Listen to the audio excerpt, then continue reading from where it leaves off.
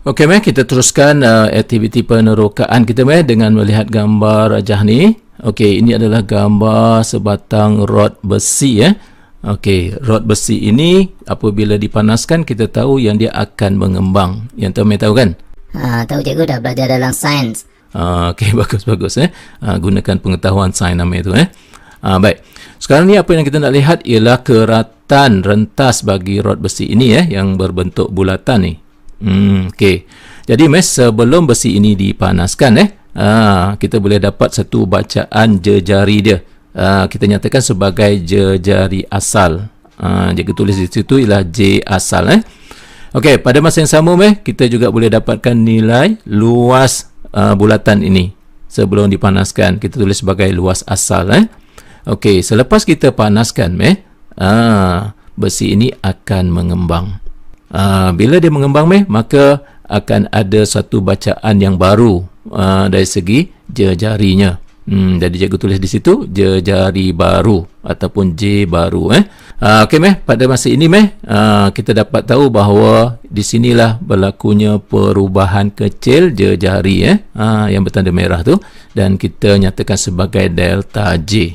Okey, seterusnya dalam aspek luas bulatan juga akan berlaku perubahan di mana bahagian yang hijau itulah perubahan kecil dalam luas bulatan ini yang kita labelkan sebagai delta L. Boleh faham yang ni Okey, boleh faham juga. Okey, bagus Okey daripada sini kita boleh buat pemerhatian beberapa perkara yang dapat kita lihat di sini, iaitu yang pertama delta J dia akan sama dengan J baru tolak J asal. Okey, seterusnya nilai hampir bagi luas sama dengan luas asal tambah perubahan kecil luas, iaitu delta L. Maksudnya di sini luas bulatan ini selepas dipanaskan macam mana kita nak dapat? Kita ambil luas asalnya dan kita akan tambahkan dengan perubahan kecil luas yang di bahagian luar ni.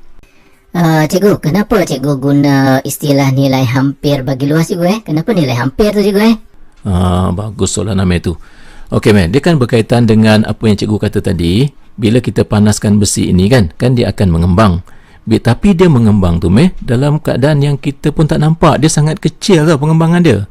Jadi kita tak dapat nak kira nilai luas secara tepat. Yang kita boleh buat ialah anggaran nilai hampir dia saja. Betul tak? Betul juga cikgu Okey cikgu, saya faham. Di sini apa yang kita nak belajar berkaitan dengan perubahan kecil dan penghampiran. Di sini perubahan kecil ni merujuk kepada delta J dan penghampiran ini merujuk kepada perkara yang kedua, iaitu nilai hampir ni. Macam cikgu jelaskan tadi. Okey cikgu, okey. Okey kita teruskan aktiviti penerokaan kita dengan melihat gambar rajah ni. Okey, ini adalah suatu garis perentas AB, garis yang berwarna hitam ni. Dan yang biru ni adalah garis tangent yang ni pernah tengok dulu kan Pernah cikgu, masa kita belajar pembezaan prinsip pertama dulu cikgu. Okey, betul. Okey. Jadi sekarang ni garis perentas AB ni kita binakan segitiga bersudut tegak di sini dan kita labelkan di sini sebagai delta X dan sini delta Y Okey. Kemudian A dan B ni kita bayangkan dia sangat hampir sangat hampir tu maksudnya A dan B tu duduk sebelah-sebelah lah Okey juga. Tapi bila kita letakkan AB betul-betul sebelah-sebelah ni, susah kita nak bincangkan Kita letakkan jauh sikit sini supaya mudah kita lihat delta Y, delta X tu. Jika A dan B sangat hampir, apa yang kita dapati ialah kecerunan garis perentas AB ni, iaitu delta Y per delta X ini. Okey, nilai dia akan hampir sama dengan kecerunan garis tangent ni. Betul tak? Okey juga, betul. Jadi kita tulis di sini tanda hampir. Nampak? Dia bukan tanda sama dengan maka di sini dapatlah kita binakan suatu hubungan antara delta Y per delta X dengan dy per dx, iaitu delta Y per delta X hampir sama dengan dy per dx. Jadi macam mana boleh timbul dy per dx di sini? Sebab kita tahu bahawa kecerunan tangent diperolehi daripada fungsi kecerunan ataupun terbitan pertama. Betul tak? Betul juga, betul. Okey. Jadi di sini kita buat susun atur semula, dapatlah kita tulis delta y menghampiri dy per dx darab dengan delta x. Okey, maka di sini kita dapat binakan suatu rumus di sini. Jadi rumus ni kita kenali sebagai rumus perubahan kecil. Macam ni, faham tak ni Okey cikgu, setakat ni. Okey, kita teruskan dengan aktiviti penerokaan. Okey, diberikan di sini sebatang rod besi berkeratan rentas berbentuk bulatan dipanaskan. Kemudian jejari keratan rentas rod besi tersebut bertambah dari 5 cm kepada 5.01 cm. Okey, dia macam kita bincangkan tadi kan? Ya cikgu, betul. Kemudian kita diminta untuk cari yang pertama perubahan kecil yang sepadan bagi luas keratan rentas dan yang kedua nilai hampir bagi luas keratan rentas yang baru. Okey, jadi macam mana kita nak buat? Okey, di sini kita tengok maklumat berkenaan dengan jejari yang diberikan. Okey, dinyatakan bahawa jejari bertambah daripada 5 kepada 5.01. Jadi maksudnya jejari asal dia ialah 5 cm, jejari baru dia 5.01 cm. Maka daripada sini kita dapat maklumat iaitu pertambahan kecil jejari ataupun kita tulis sebagai delta J akan sama dengan 0.01. Okey. Baik, di sini kita membincangkan tentang luas keratan rentas yang mana keratan rentas ini berbentuk bulatan. Maka kita perlukan rumus luas bulatan. Jadi rumus luas bulatan ditulis sebagai L sama dengan pi J kuasa 2. Dan juga kita boleh nyatakan dia sebagai satu fungsi L dalam sebutan J. Maka kita perlukan terbitan pertamanya. Maka terbitan pertama bagi fungsi ini ialah dl per dj lah, sama dengan 2 pi j. Faham tak ini? Okey cikgu, saya faham. Okey, seterusnya kita nak dapatkan perubahan kecil yang sepadan bagi luas keratan rentas. Kita akan gunakan rumus perubahan kecil.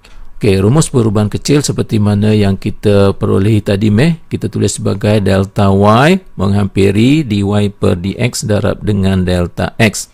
Okey, dalam konteks situasi ini maka rumus perubahan kecil ini kita akan tulis seperti inilah. Cikgu, boleh tak cikgu kalau Amir kata macam ni? Dy per dx ni cikgu ialah terbitan pertama. Kemudian cikgu, terbitan pertama kita letakkan di sini, tengah-tengah ni. Jadi, dalam konteks ini cikgu, terbitan pertamanya ialah dl per dj. Oleh itu cikgu, kita letakkan dalam rumus ni, kita letakkan di tengah-tengah dl per dj ni. Kemudian cikgu, di sini di bawah ni ialah dx, kemudian kita darab dengan delta x. Dalam konteks ni cikgu, sini dj, maka darablah dengan delta j. Dan satu lagi cikgu, di sini dy, maka di sebelah kiri ni delta y. Jadi di sini dl, di sebelah kiri ni delta l lah cikgu. Boleh tak cikgu kalau Amir kata macam tu? Okey itu sebenarnya sebagai satu panduan yang bagus tu jadi kita sesuaikan dengan konteks yang diberikan. Okey, boleh boleh cikgu. Okey, kita teruskan. Baik, di sini diperlukan dl per dj darab dengan delta j. Okey, dl per dj kita dapat 2 pi j darabkan dengan delta j lah 0.01. Dan kita ringkaskan. Tapi di sini kita perlu gantikan nilai j ni tau.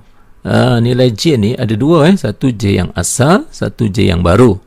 Okey, jadi cikgu bagi tips di sini. Dalam apa jua keadaan nilai j ini mesti digantikan dengan j yang asal. Jadi j asal kita ialah 5 kan.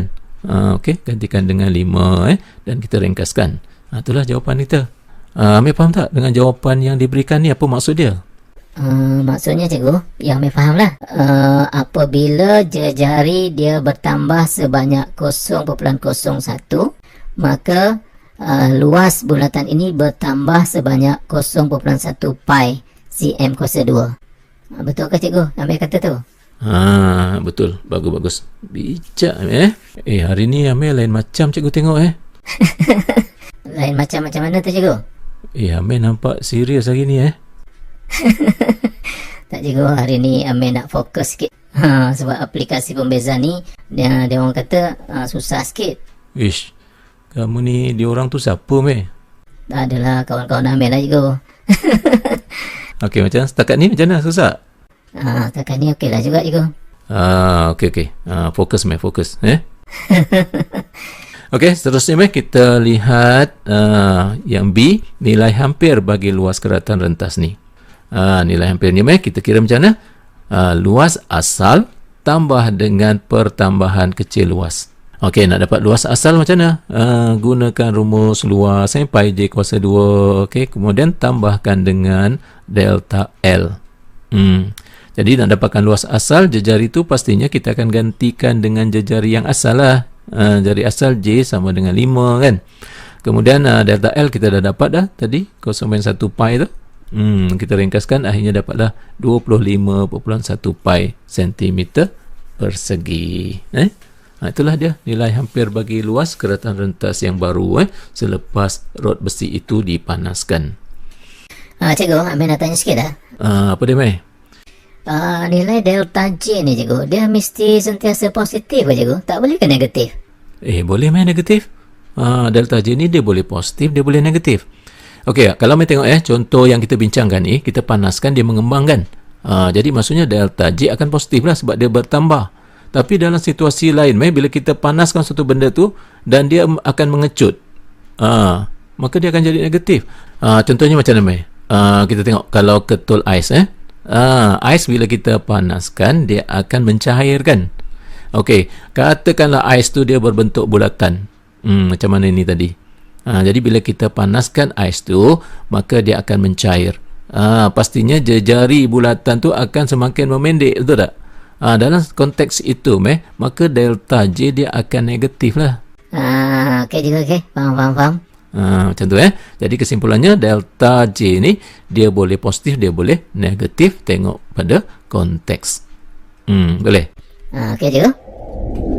Okey untuk slide yang seterusnya ni kita akan lihat contoh-contoh soalan Okey, yang pertama di sini diberi y sama dengan 4x kuasa 3 tolak 3x kuasa 2. Cari yang pertama perubahan kecil dalam y apabila x menokok dari 6 kepada 6.05.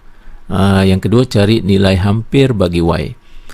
Okey, macam mana cara kita nak jawab? Okey, yang pertama kita lihat maklumat diberikan berkenaan dengan x X berubah daripada x asal kepada x yang baru, di mana x asalnya 6.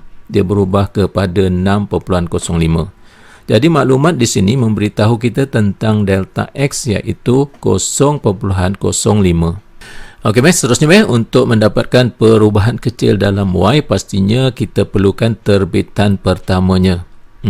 Jadi di sini dapatlah dy dx sama dengan 12x kuasa 2 tolak 6x. Dan kita akan gunakan rumus perubahan kecil. Okey. Kemudian kita masukkan dy per dx dan juga delta x tu. Okey. Dalam konteks ini ingat kita akan gantikan nilai x ini dan gantikan x ini dengan x asal. Sebab di sini ada dua nilai x kan, satu x yang baru, satu x yang asal. Jadi dalam semua keadaan kita mesti gantikan x dengan x yang asal. Jadi kita ringkaskan maka dapatlah jawapan dia iaitu 19.8. Maksudnya di sini apabila nilai x itu berubah sebanyak 0.05, maka y akan berubah sebanyak 19.8. Itulah maksud dia. Okey juga, okey. Baik, seterusnya untuk soalan B, cari nilai hampir bagi y. Okey, kita kena tahu dulu formula ni, iaitu nilai hampir bagi y ialah y asal tambah dengan delta y. Jadi macam mana cara kita nak dapatkan nilai y asal? Y asal kita dapat dengan cara menggantikan nilai x itu dengan x asal. Dan x asalnya ialah 6. Jadi gantikan x dengan 6 dan kita ringkaskan dapatlah 756. Ini adalah nilai y asal. Boleh setakat tu? Okey juga, boleh juga. Okey, nilai delta y kita dapat daripada soalan A tadi iaitu 19.8. Okey, jadi seterusnya untuk dapatkan nilai hampir bagi y, okey, dia akan sama dengan y asal tambah delta y. Dan y asalnya ialah 756 tambahkan dengan 19.8 dan akhirnya kita dapat 775.8. Itulah dia nilai hampir bagi y. Boleh soalan ni? Okey juga, okey. Okey seterusnya kita lihat contoh yang kedua diberi y sama dengan 2x kuasa 2 tolak 3x tambah 4. Cari peratus perubahan dalam Y yang sepadan jika apabila X sama dengan 2, terdapat perubahan kecil dalam X sebanyak 3%. Faham tak soalan ni? Tak berapa faham lah Ego. Okey, tak apa. Bila kita dah tunjukkan penyelesaian nanti, Amir akan faham. Okey, daripada sini kita tengok maklumat di sini diberikan bahawa terdapat perubahan kecil dalam X sebanyak 3% apabila X sama dengan 2. Jadi maksudnya perubahan kecil dalam X itu ialah delta X. Dan delta X ini merupakan 3% daripada 2 ni. Boleh? Okey juga. Baik. Kalau begitu 3% kita tulis sebagai 3/100 darab 2 dan akhirnya kita dapat 0.06. Jadi maksudnya di sini diberikan maklumat bahawa delta X sama dengan 0.06. Okey juga, okey. Daripada sini kita tahu bahawa nilai X asalnya 2 dan kita tahu X barunya ialah 2.06. Macam mana kita tahu X baru ni? Sebab kita tahu delta X ialah 0.06. Seterusnya kita akan gunakan rumus perubahan kecil untuk apa? Untuk dapatkan perubahan kecil dalam Y ataupun delta Y ni. Okey, di sini kita perlukan terbitan pertamanya iaitu dy per dx maka kita dapatkan terbitan pertamanya di sinilah, jadi 4x tolak 3 Kemudian kita darabkan dengan delta X. Kita dapat dah tadi 0.06. Dan seterusnya kita akan gantikan nilai X ini dengan X asal iaitu 2 Okey, kita ringkaskan, akhirnya kita dapatlah delta Y ialah 0.3. Okey. Seterusnya kita nak dapatkan peratus perubahan kecil dalam Y. Macam mana nak dapatkan peratus perubahan kecil dalam Y ni? Rumusnya seperti ini. Delta Y dibahagikan dengan Y asal darab dengan 100. Jadi Y asal ni nak dapat macam mana? Y asal ni kita akan dapat apabila kita gantikan X dengan X asal lah. X asal dia kan 2 kan? Gantikan X dengan 2. Maka dapatlah 6. Jadi 6 ini merupakan nilai Y asal. Okey. Jadi di sini 0.3 iaitu delta Y bahagikan dengan Y asal dia 6. Darabkan dengan 100. Maka dapatlah 5%. Maka inilah jawapan dia. Macam mana? Okey, faham tak? Okey, Ego, faham. Tadi tengok soalan tak berapa faham kan? Betul Ego. Dah tengok penyelesaian ni baru boleh faham Ego. Okey, kita tengok satu lagi contoh di sini Contoh yang ketiga, diberikan Y sama dengan 16 per X kuasa 2. Tentukan nilai hampir bagi 16 per 2.02 kuasa 2. Okey, kita tengok di sini apa yang diberikan di sini 16 per 2.02 kuasa 2 ni bentuk dia mirip yang diberikan di sini. Jadi maksudnya kat sini kita pertimbangkan nilai X tu lah. Di sini X ni lah 2.02 kan. Jadi kita pertimbangkan di sini X asalnya ialah 2. Okey, manakala X barunya ialah 2.02.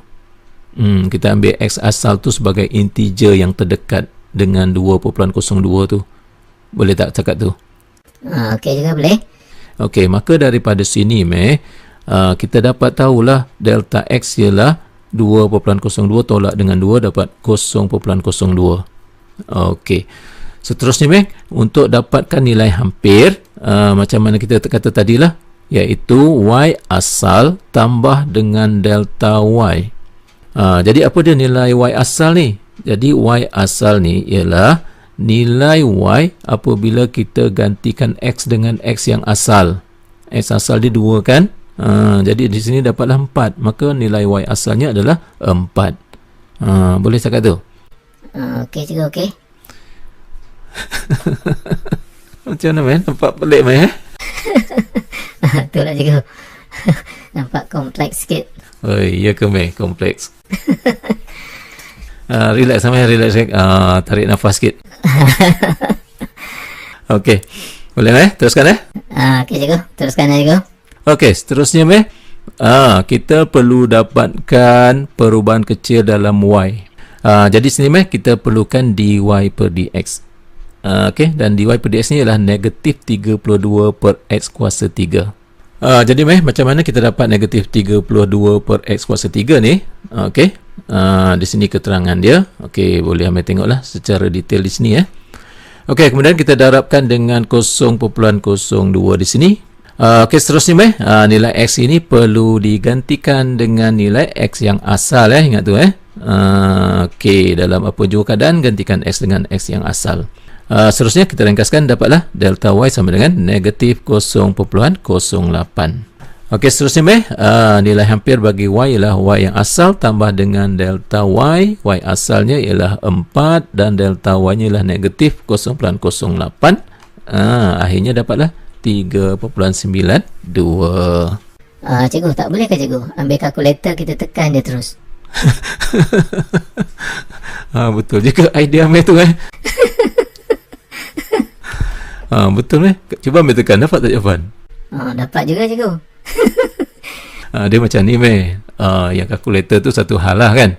Kalau sekadar untuk cari nilai hampir nak dapat jawapan tu, gunakan kalkulator tu memang dapat lah kan.